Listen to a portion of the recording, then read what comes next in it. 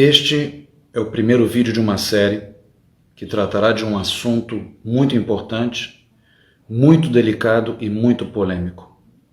A visão judaica sobre Jesus e sobre o cristianismo.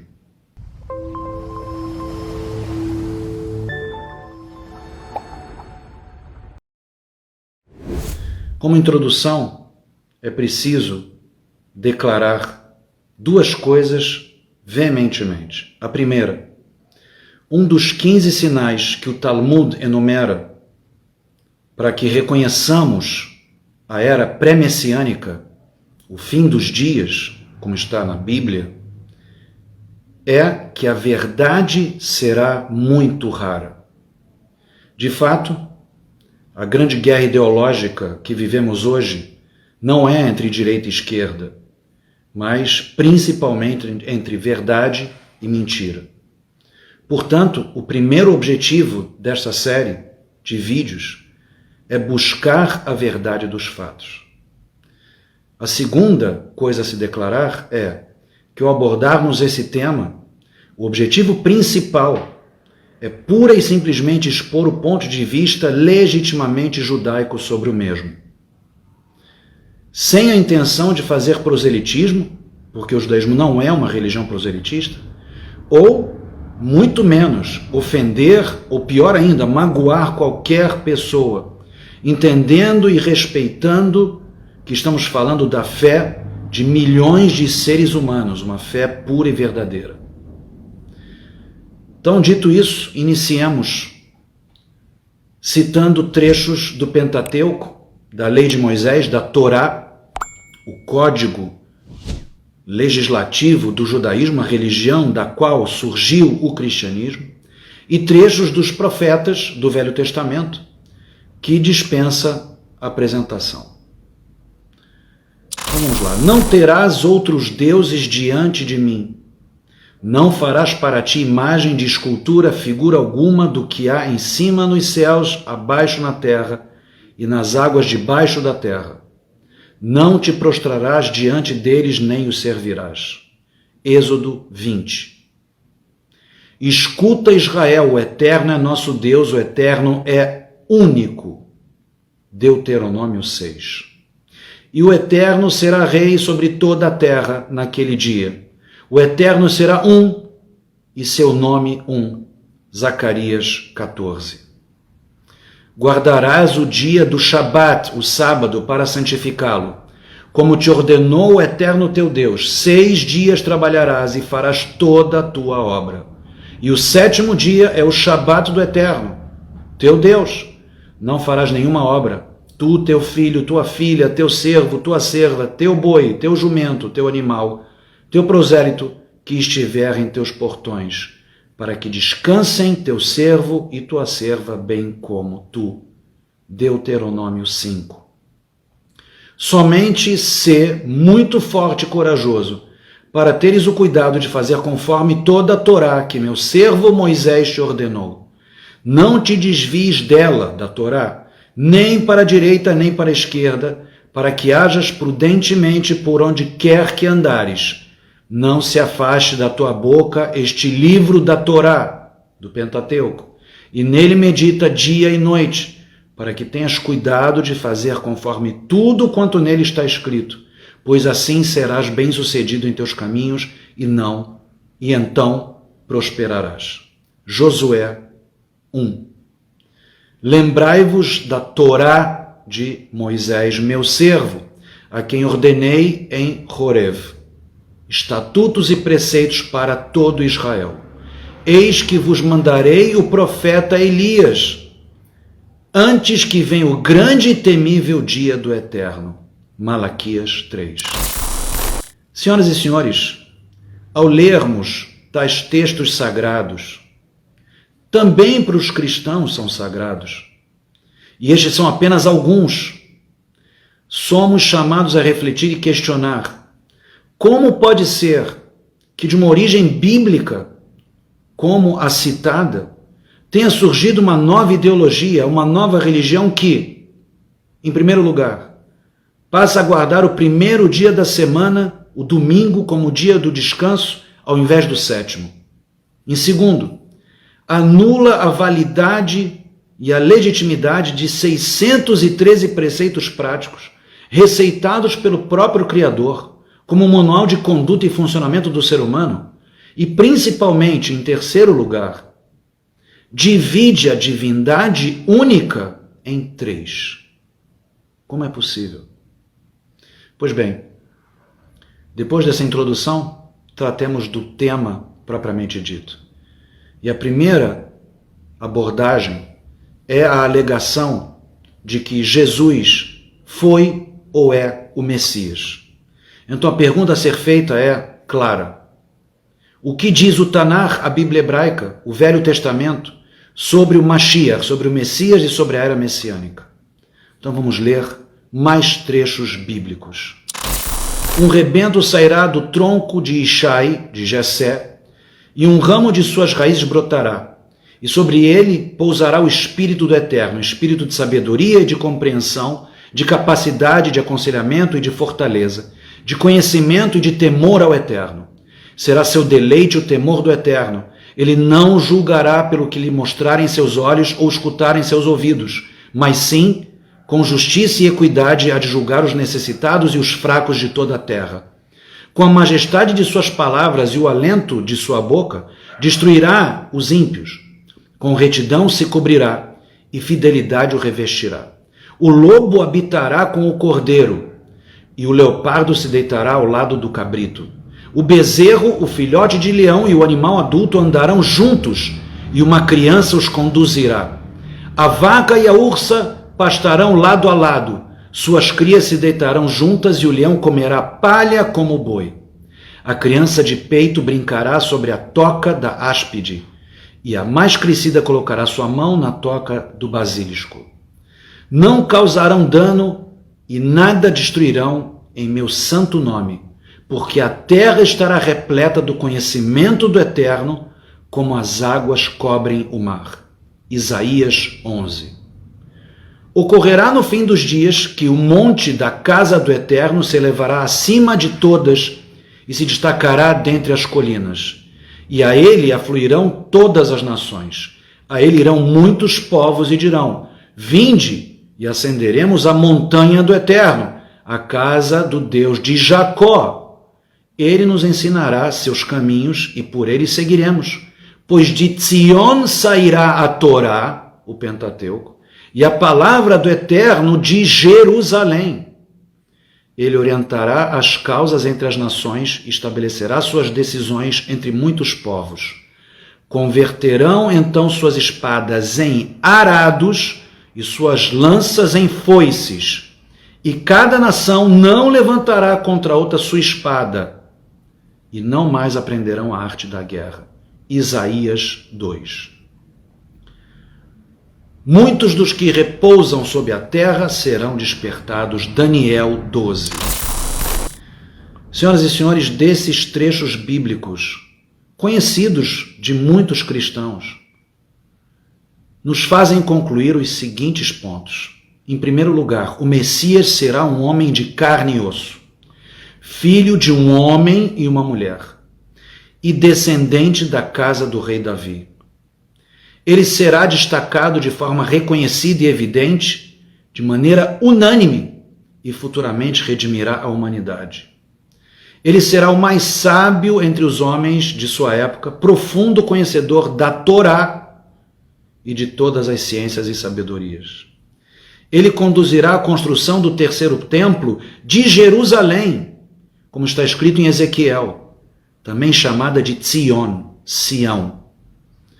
O tempo de luta entre o bem e o mal chegará ao fim na era messiânica, com a vinda do Messias, pois terá chegado o sétimo milênio, o milênio sabático, a era messiânica. As guerras cessarão, a maldade sumirá da terra, o poder do Yetzer Hará, o instinto negativo, a entidade que assume também o papel do anjo da morte, ele será anulado. Portanto, a morte também será extinta e haverá o maior de todos os milagres da história, a ressuscitação dos mortos. Então, da comparação entre os textos bíblicos do Tanar, o Velho Testamento, e a realidade que vivemos atualmente, e a realidade que vivemos nos últimos 2000 anos, já seria suficiente para nos provar que o Messias ainda não chegou. Tampouco esteve na terra antes do nosso tempo. Embora, de acordo com os cálculos dos nossos sábios, essa nova era chamada nas escrituras de fim dos dias esteja muito próxima, corroborando inclusive o calendário judaico, que afirma que nós estamos no ano de 5.782, desde a criação do universo no Gênesis, sendo o 7º milênio iniciado no ano de 6001, o milênio sabático, o milênio da era messiânica. Segunda pergunta relevante para este assunto, para esse primeiro vídeo. Quem foi o verdadeiro Jesus? De acordo com o Talmud e demais fontes judaicas, o nome original de Jesus, Yeshu em hebraico, era Yeshua, e foi modificado pela tradição judaica para Yeshu, de onde se origina o nome Jesus. Ele nasceu em Nazrat, em Nazaré, no centro-norte da terra de Israel. Ele era judeu e ele pertencia à linha ideológica dos fariseus, dos Prushim. Ou seja, ele estudava e cumpria a Torá, guardava o Shabat como 7º dia da semana e atava os tefilim, os filactérios, todos os dias. Comia comida kasher ou kosher, etc, etc. Sua mãe, Maria, Miriam em hebraico, era noiva de um carpinteiro chamado Yosef, José. E antes da consumação do casamento entre ambos, infelizmente, de acordo com o Talmud, ela manteve relações com um gentio chamado Pandira. Ao crescer, vendo o sofrimento e a opressão romana sobre Israel e os escritos bíblicos proféticos sobre o Mashiach, o Messias, e a redenção futura, Yeshua, como dezenas de outros judeus no decorrer da história, se autoproclamou Messias, o Salvador de Israel.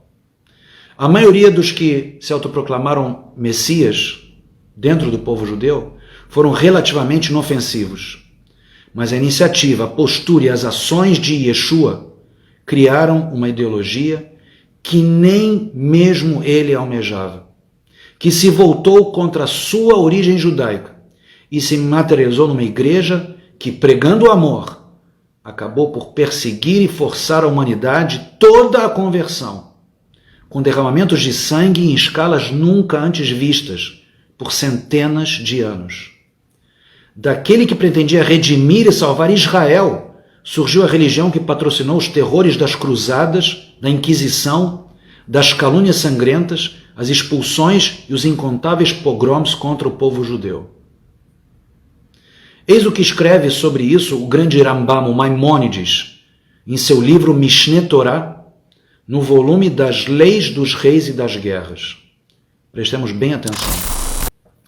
Até Yeshua, Jesus de Nazaré, que pretendia ser o Messias e foi morto pelo tribunal, já havia sido profetizado por Daniel, que disse: naqueles tempos, muitos se levantarão contra o rei do sul, filhos promíscuos de teu povo se levantarão para estabelecer uma visão, mas fracassarão. Daniel 11. E existe maior fracasso do que esse? Pergunta o Maimônides, o Rambam, que todos os profetas falaram que o Messias redimiria Israel e os salvaria, reuniria seus dispersos e fortaleceria seus mandamentos. E esse, Yeshua, causou a Israel que fosse morto pela espada e que se espalhassem seus remanescentes e fossem humilhados, substituindo a Torá, enganando a maior parte do mundo a adorar a um Deus que não o Deus único. Mas os pensamentos do Criador do mundo, não há poder no homem para alcançá-los, porque nem os nossos caminhos, nem os nossos pensamentos são como os seus caminhos e os seus pensamentos. E conclui o Rambam, o Maimônides, e todas essas coisas de Jesus, o Nazareno, e do ismaelita que o seguiu, Muhammad, Maomé, nada mais são do que para endireitar o caminho para o rei Messias verdadeiro. e corrigir o mundo inteiro para servir ao Eterno todos juntos. Como foi dito, farei então com que os povos voltem a conhecer uma língua pura, com a qual todos possam invocar do mesmo modo o nome do Eterno para servi-lo com seus sentimentos unidos. O Islã, porém, não é uma idolatria. Não acreditamos que Muhammad, Maomé, tenha sido um profeta, mas eles, os muçulmanos, creem no Deus único. O cristianismo, porém, se transformou em uma idolatria. A terceira pergunta para esse vídeo introdutório é a seguinte: como e por que a crença de que Yeshua era o Messias se transformou na crença de que ele era uma divindade? Ou pior, equivalente ao Deus único, ou um Deus filho? Pois bem, os primeiros cristãos tentaram arrebanhar os judeus, mas só conseguiram levar os mais simples, os renegados, os ignorantes e os ingênuos. A maioria dos judeus era composta de indivíduos letrados e conscientes. Então eles rejeitaram veementemente essa ideia absurda da concepção judaica. Pois como os judeus acreditariam em um Deus que não pode se libertar da opressão? Como está escrito, e perto da hora nona exclamou Jesus em alta voz, dizendo: Eli, Eli, lama sabachthani, isto é, Deus meu, por que me abandonaste? Isso está em Mateus 27. Depois buscaram converter os pagãos, mas esbarraram em dois problemas. O primeiro, os pagãos não queriam cumprir mandamentos. E o segundo, como eles aceitariam um Messias que nasceu de uma mulher que era casada? Muito simples. Em primeiro lugar, os primeiros cristãos abriram mão dos mandamentos. E em segundo, inventaram um mito para purificar o nascimento de Jesus.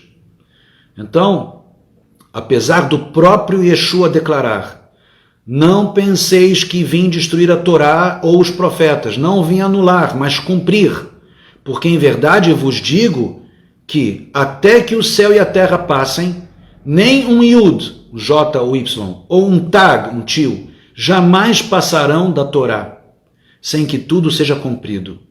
Mateus 5. Ou seja, os primeiros cristãos abriram mão dos mandamentos e passaram a declarar que tudo é permitido. Não é mais necessário cumprir Shabat, comer kasher, colocar tefilim, etc. Condicionando que as pessoas só precisariam aceitar a Yeshua para ingressar na nova religião e futuramente, como sabemos, também para ser aceito no reino dos céus. Basta aceitá-lo.